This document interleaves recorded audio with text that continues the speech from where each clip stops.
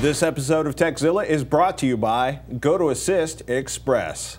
We received this question from Frederick, who writes, video camcorders used to have a viewfinder that you put your eye to. Nowadays, they have ditched that for a flip-out screen.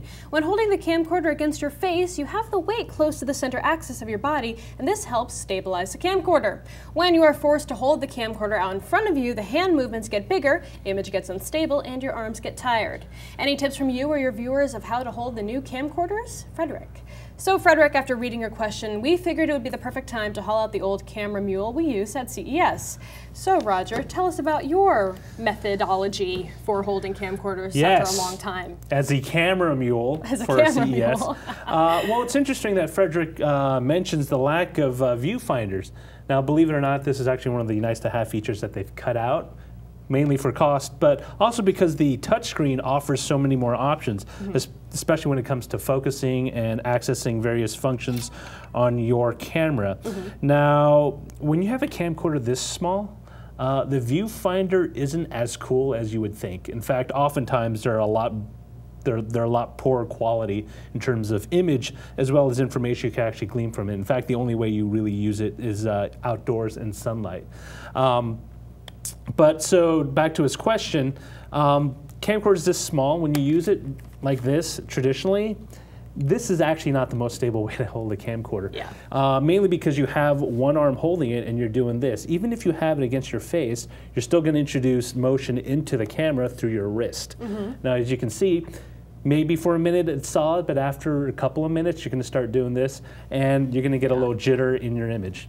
Now, traditionally what we've done in the field with camcorders is... You make it sound so professional when you say it well, that this way. is, you know, in the field. In the field of VNG. Following me around CES. You know, people buy really expensive rigs in order to kind of hold it out a little further. They spend upwards of $400 to $500.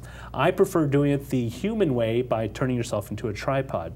Now, basically what you do is you take your elbows and you pull them into your body and you use two hands when you control the camcorder. In this case, so you can actually hold the body or the base of the camera as well as being able to access the rocker and the record controls. Now the thing about this is, let me rotate to my side, is when you start moving, you don't do this or this. You actually rotate your entire torso from your waist. And if you want to pitch up, you pitch up with your entire torso. You don't do this. Now this will allow you to gain more stability because you're essentially turning your entire upper torso into kind of a human tripod. Gotcha.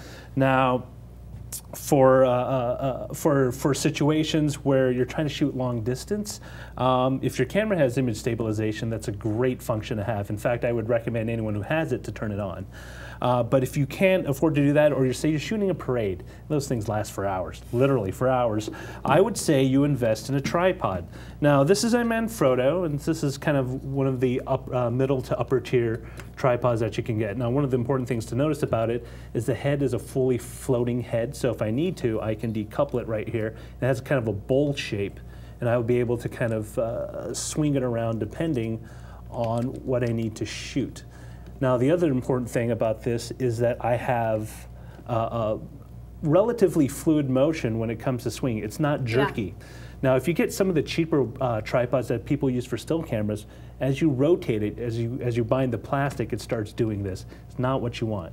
What you want is a tripod that's stable, but at the same time you can still move depending on your situation.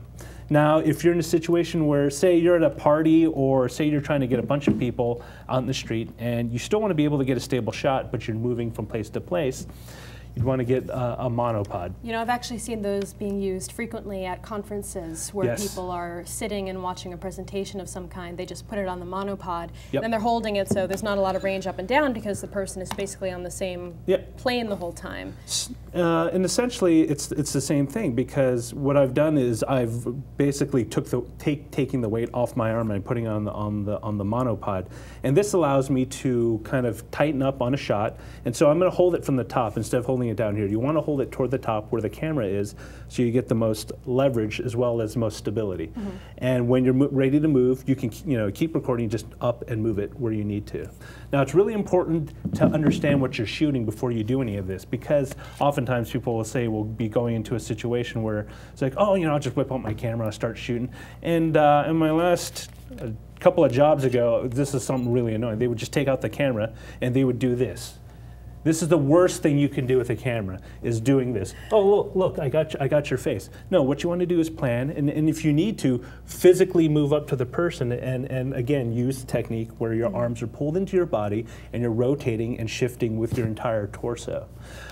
If you need to follow someone, say like at a race, what you want to do is anticipate where they're going to end up, keep your body pointed there, and then first lead, and that way your body kind of acts like a bungee cord and it will kind of automatically pull you through it. Gotcha.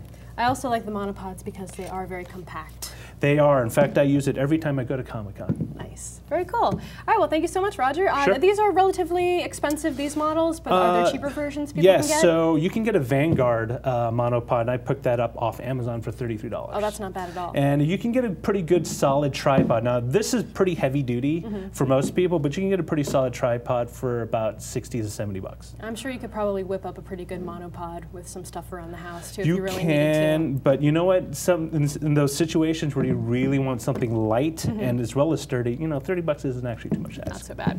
All right, well, there's more Tekzilla coming right up, but before we do that, it's time to thank one of our sponsors. Are you working in IT? Well, you know what? If you don't have the best tools, it's like being a surgeon without access to the best medical equipment. Rusty scalpels make for bad surgery. Bad IT tools make, well, everything more difficult for everyone involved. Clients get unhappy. Your life gets miserable. That's why we think you should be using GoToAssist Express by Citrix. It's the best remote support tool available. GoToAssist Express is designed with speed and usability in mind. That makes it easy to get in, diagnose, and resolve the problem fast. And with unlimited use, you can support all you want for one flat fee. That is affordable, people. You want more affordable? You're a Tekzilla viewer, so you can try GoToAssist Express free for 30 days. To get this special offer, just visit gotoassist.com/Tekzilla. That's gotoassist.com/Tekzilla for a free trial, and you'll help keep Tekzilla coming to you on the internet.